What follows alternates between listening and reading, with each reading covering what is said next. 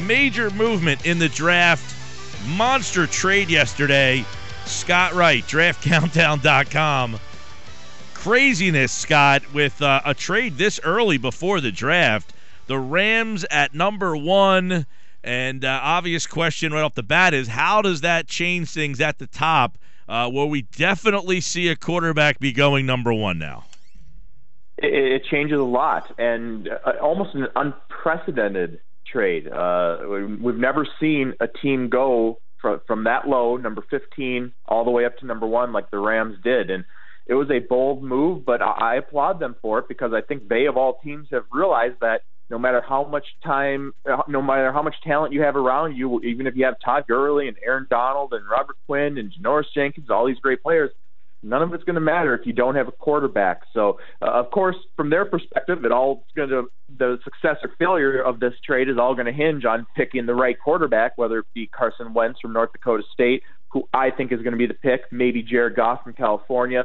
But as long as they nail that pick, I always say it's impossible to overpay for a good starting quarterback. So I think this deal is a win-win for both the Rams and the Titans. But it will all hinge on both of those organizations evaluating the talent and using those picks wisely.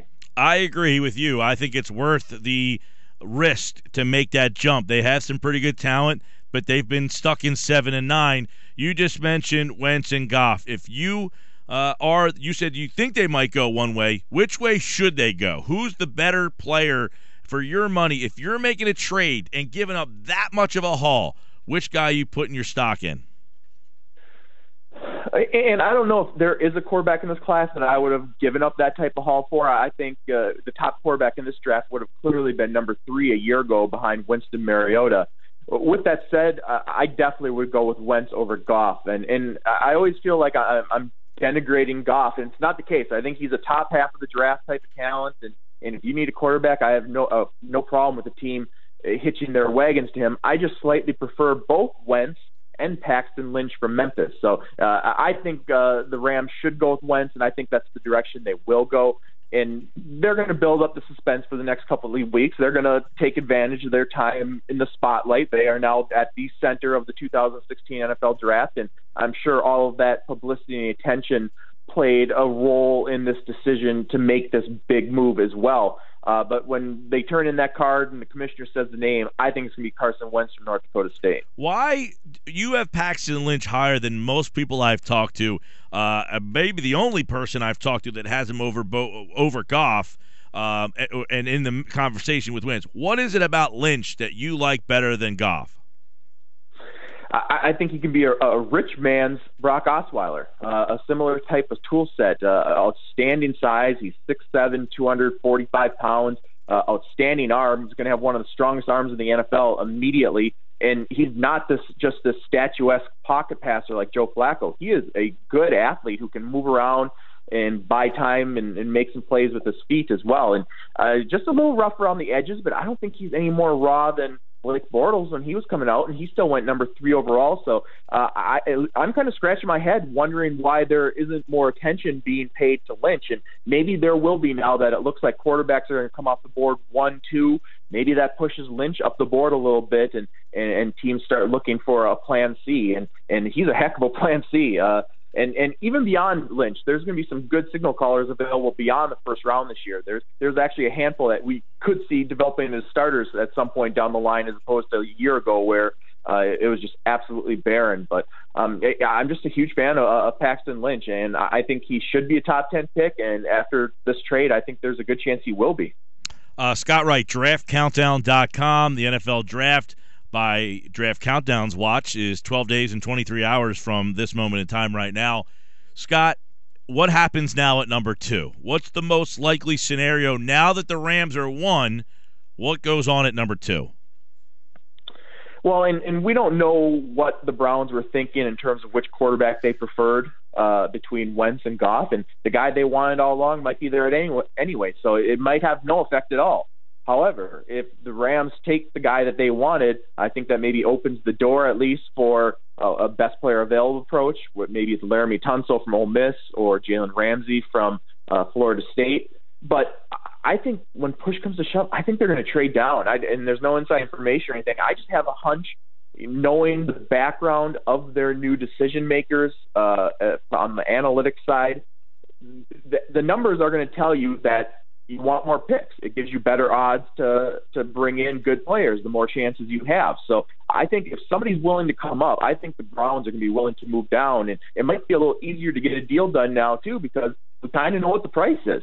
And certainly nobody will be coming up from – they probably won't be coming up from as far as the Rams did. But in general, I think there's now a rule or a guide in place for a deal at least. And we could be talking about the 49ers, could be talking about the Eagles, and the Jets would be a wild card because they've been linked to a lot of quarterbacks. They're all the way down at number 20. But I just have a feeling the Browns are going to move out. But one way or another, I think it's going to be quarterbacks 1-2 for the second year in a row. Yeah, there's a lot of talk about the Eagles, that they were engaged in talks for the number 1 pick with the Titans. And now a lot of people think, well, if, they'll just take the other guy, whether it be Wentz or Goff at number 2. What kind of package do you need to put together to go from 8 to 2? I mean, it's not going to be cheap. It's not going to cost 2 1s, 2 2s, and 2 3s like the Rams just paid. But I think past that, it's a 1, a 2, and a 3 in some form or fashion. I think is probably a reasonable starting point. Maybe a little more, maybe a little less. But you think of the last couple of drafts where we've had quarterbacks, the top quarterbacks, the teams that settled for the runner-ups weren't very fortunate. You think of Peyton Manning, the runner-up, Ryan Leaf. You think of Andrew Luck, the runner-up, was Robert Griffin III. So, I mean, I think for the Eagles, it's always tough if you're going to trade up to number 2 because then you're at the mercy of the team ahead of you. So, and if you truly prefer either player, well, then go ahead and do it because I think the Eagles need to go after a quarterback aggressively. I certainly would if I were them, even though they semi-committed to Sam Bradford and Chase Daniel, at least in the short term. I would applaud them for going after that quarterback because they are now within striking range in the back end of the top 10 to go up and get one. If they believe in one of these signal callers, they should do it because there's a lot of talent on that team. They just need to find a quarterback or they're going to be the Rams for the next half dozen years. Talk with Scott Wright, draftcountdown.com. Ezekiel Elliott kind of doing the car wash today. And some people indicating that he's indicated that the Eagles have shown the most attention. So if the Eagles stay at 8, are you comfortable drafting Elliott there? Well, that's who I had them taken in my last mock draft. Now, personally, if I ran a team, I would never take a running back in the first round regardless of how good he was, even if it's Adrian Peterson or Todd Gurley. But Ezekiel Elliott's going to go and legitimately in the top half of the first round, and I think the Eagles at 8 would probably be his best case scenario, barring somebody trading up. And that's the interesting thing this year with Elliott, I think, is that not only has the value of an elite running back kind of rebounded to a certain degree, and Todd Gurley helped with that, but it's to the point where you might see a handful of teams jockeying to try and get Ezekiel Elliott. Most notably, the Miami Dolphins, now down at number 13. They flip-flop with the Eagles, and the Eagles may end up taking the player that they probably desperately want in Elliott. They have a huge hole at running back. They loved Todd Gurley last year, so I wouldn't be at all surprised to see somebody try to trade up for Elliott, and maybe he ends up going 6 or 7 when all is said and done. If somebody wants to leapfrog Philly to get the clear-cut top running back on the board, and because then it drops off. Then you have Derrick Henry, who's going to go somewhere back end of the first round, early to mid-second, and then I don't think there's another running back I would draft in the top 2 rounds. It's not that there aren't some good players. It's just value-wise, I don't see another running back that I would say he's a surefire top 2 round value. They all have question marks beyond those top 2. Yeah, Scott, for the last couple of weeks, we've been talking about if somebody traded up to 1 and took a quarterback, what the ripple effect might be. If possibly 2 quarterbacks go 1 and 2, how much does that change everything behind it? If you're sitting at, say, number 8, like Philadelphia, is that a much better spot now because of this trade? Yeah, and I think everybody around the league probably is still trying to get their head around how exactly this is going to affect the rest of the top 10. I'm starting to map out a new mock draft, and in this version, and it might change 4 times between now and when I eventually publish it, but in this version, I have Joey Bosa falling to number 9 to the Tampa Bay Buccaneers.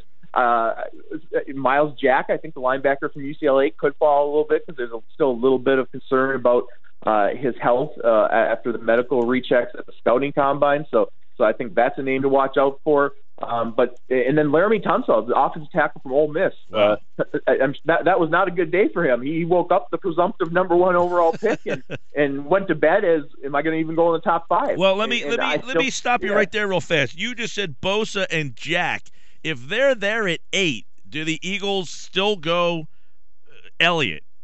I mean, does that make sense? Or would you go Bosa or Jack over Elliott no matter what? I know you don't take a running back in the first round, but your mindset, if you're Philadelphia, do you say if Bosa's there or Jack's there, I got to take one of those guys over Elliott regardless? I don't think they do. And those are the types of impact defenders they need. But the name we haven't mentioned yet that I think might be even the most likely at this point, how about Vernon Hargreaves III, the cornerback from Florida? They traded Byron Maxwell, and even with Maxwell, they had a lot of questions in the secondary. So cornerback is arguably their most pressing need right now. And Vernon Hargreaves is a heck of a player. The only thing wrong with him is he's about 1.5 inches shorter than you prefer. But he's the clear-cut number 2 corner in this draft behind Jalen Ramsey, and I think he'd make a lot of sense for the Eagles there at number 8 too. And it would make sense if he was their target why they traded up where they did, because I don't think they would have got Hargreaves at 13, but they're probably going to get a chance at 8. So if they moved up with a target in mind, I think Hargreaves would make a lot of sense from a value and need perspective. Yeah, Eric Rowe, Nolan Carroll, and Leotis McKelvin and Ron Brooks. You would think that Hargreaves, I agree with you there. If the Eagles moved up from 8 to 2, it's only to draft a quarterback, right? They wouldn't go up to 2 to go get Ramsey, correct? No, I don't think so. That would certainly be unorthodox. I think if you're going to make that type of move, especially in this draft to 1 or 2, it's going to be going with the quarterback. And I said it too. I said if somebody's going to trade up to 1, it's going to be for a quarterback. If somebody's going to trade up for 2 to 2, it's going to be a quarterback. So I think we're going to see quarterbacks 1, 2. It's just a matter of who's going to be selected in the second one. Scott Wright, DraftCountdown.com is with us. All right, 8, you just mentioned Bosa and Jack. Those 2 names and Hargreaves, those 3 names perk my interest. What if an offensive lineman that you like or is highly rated is at that spot at number 8? Elliott, the 3 guys you mentioned, or is offensive line too much to overlook? Well, and another possibility that we haven't really talked about the Eagles is a trade down. And you look at the Tennessee Titans now, they're picking at 15. They have all of these extra picks this year and next year. Maybe they surrender a mid-second round pick to move up to number 8 to get Ronnie Stanley, the offensive tackle from Notre Dame. They still need a blocker. I think they could be looking at a Jack Conklin from Michigan State. So I think Tennessee is going to be looking to move up, and they certainly have the assets to do it. And I think Philly, they might have a better fit at, say, number 15 overall in terms of both value and need, and then they can pick up another mid-second round pick, which would essentially be a starter, a young starter and plug another hole for the foreseeable future with a cost-effective contract. So. I would say, I think the Titans are going to move up, and Philly would definitely be on my short list of the teams in the top 10 that I think might be candidates to move down. And is that because of that second-round pick that they lost, or just because, they don't have someone they like? Because some of the guys you just mentioned, if they're there at number 8, I'd be pretty ecstatic. I think most Eagles fans would be. Would Howie Roseman be? Well, but let's say they still want a quarterback, and let's say they like Paxton Lynch. Well, do you necessarily have to take him at number 8? Because the next teams in line, the Buccaneers not taking him, the Giants, the Bears, the Saints, the Dolphins, the Raiders. None of those teams are going to take a quarterback, so they could move down a half a dozen spots, bring in that second-round pick, which is going to be another young starter for you, and still get the quarterback. So that's just the type of scenario that they could be looking at, and I don't know what their level of interest is in Paxton Lynch necessarily, but yeah, I think that's the type of situation where moving down could make a lot of sense for them. A lot of interesting stuff here as the Eagles at number 8. Things happen, and by the way, Paxton Lynch met with the Saints today. He's going to meet with the Jets on Friday. So there's a possibility that some other teams. Do you think 3 or 4 quarterbacks go in this first round? How many guys are going to go in the first round quarterback?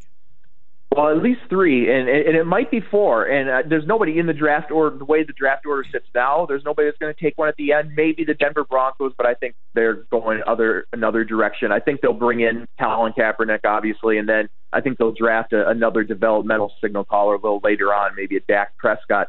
But I think what we might see is somebody trade back into the first round to get a signal caller. Maybe the Browns don't take one at number 2, and then they're sitting at number 32 overall. And why would you trade up one spot? Because you get an extra year on that rookie contract. First rounders get 5 years, second rounders get 4 years. And when you're talking about a quarterback, having them under team control for that additional year, we're talking about a huge impact. So I wouldn't be at all surprised to see somebody trade back into the first round, maybe for a Connor Cook for Michigan State. But I guess if I were a betting man, I would say just 3 quarterbacks in the first round, and then we'll see another run on guys on day 2 like Connor Cook, Cardale Jones from Ohio State, maybe Christian Hackenberg from Penn State. There's a number of intriguing options beyond the first round at quarterback this year. Personally, I'm a fan of Cardale Jones. I think we've talked about that. Yeah. This trade really changed a lot of dynamics in here. What about a kid like DeForest Buckner now? What has this trade done to him? Is he a guy that could be there at number 8 now? Slide down because of this deal. Yeah, I don't think his status has really been affected much. I think he basically has still the same range as he did beforehand, which is basically number 3 through 9. The thing with DeForest Buckner is he's not the sexiest of prospects for the top 10 overall. It's not like he's this elite sack artist he is a freakish athlete for his size, but he's not posting ridiculous eye-popping workout numbers. But he's just a really, really good football player who helps in a lot of ways and does a lot of stuff too that doesn't always show up in the box score. So I had him on my last mock draft going number 6 to the Baltimore Ravens. I still think that's a spot that makes a whole lot of sense for him. But it's somewhere that Chargers, Cowboys, Jaguars, Ravens, basically every team beyond that top 2 and the top 10 could look at DeForest Buckner. Scott Wright's with us, draftcountdown.com. Last year, I recall we would talk a lot about sleepers, and Quentin Rollins was a guy, that small school guy you really liked. We know Carson Wentz is small school guy. Any other names, small school guys that you think fans should keep an eye on? Well, and it's cheating a little bit, but Noah Spence, the defensive end outside linebacker from Eastern Kentucky, who started off his career at Ohio State, only played 1 year at Eastern Kentucky. He has some off-the-field issues, but to me, he's a legitimate top 10 overall type of talent in this draft. And I could see him go as early as the top 10, or he could fall out of the first round completely. He's a real wild card to keep an eye on draft day. It's going to be an interesting story to follow. Beyond that, in terms of the small school guys, one name to keep an eye on is Tamarick Hemingway, a tight end out of South Carolina State. And just because this is a really weak year for the tight end position, it's the weakest position in this class, and he offers a lot more upside than the other options you're going to see in those middle to late rounds. He's 6'5", 240 pounds. He's a terrific athlete. He runs well, and I'm not saying he's going to be Julius Thomas or Jared Cook, but it's a similar type of situation where, hey, there's this athletic guy in the mid rounds, and if he hits, he could be that type of player because he is has such an impressive blend of size and athleticism. So keep an eye on Tamarick Hemingway and some team might take him a little earlier than expected, simply because he does offer so much more upside than the other options that will be available. You know, one of the interesting things, too, is, as we've talked about before, the depth at defensive tackle in this draft. We had Sheldon Day on the other day. We had Austin Johnson on last week. And I think they all realize what's going on here. Will that be bumping? How far down will you be able to get a high-quality defensive tackle? Could you get a high-profile guy in the third round because people just kind of say, well, I'll just keep waiting? When does the wait end? Yeah, and this happens a lot of years. This year it just happens to be with the defensive tackle position, but other years it's somewhere else. But essentially you get players a round or two later than you probably should. All of a sudden you're getting second-round talents in the fourth round, and you're getting fifth-round talents in the seventh round, and it kind of has a trickle-down effect all throughout the draft. And I've said before, but for perspective's sake, there's usually an average of about 9 defensive tackles taken in the top 3 rounds of the NFL draft over the last decade. I think I have 15 in my top 100 right now, so it's going to be 150, 175% increase. It's just really deep, and because of that, teams might look at it in the first round and say, boy, we like this guy and we have a need there, but what's going to be available in round 2, 3, and they might decide to wait or prioritize another position first. So, or teams could just say, hey, these guys are also good. Let's get them all, and they'll snap them off the board really quick. But either way, there's going to be a huge run on them in the first day or two of the draft. Should be fun. Do you anticipate, again, at the top of the draft, 2 quarterbacks, you said, now, and possibly, we don't know what the Browns are going to do, but if there's a trade up, like the Rams, we know there's going to be a quarterback taken at number 1. And if the Browns stay there at number 2, we got a wild card type of day happening, I should say night, on Thursday night. So keep our eyes on what's going on out there. The Rams with the quarterback at number 1, and then the Browns really control thing. And there's a lot of reports that the Eagles still might like to move up to that number 2 spot. So we'll have that to keep an eye on as well. Scott Wright, draftcountdown.com, with all information on these prospects. And I'm sure working on a new mock draft now that everything is all out of whack for you. Absolutely. I can literally have it on the computer screen right in front of me. All right, pal. Well, we'll talk soon. All right. Thanks for having me. You got it. Scott Wright, draftcountdown.com.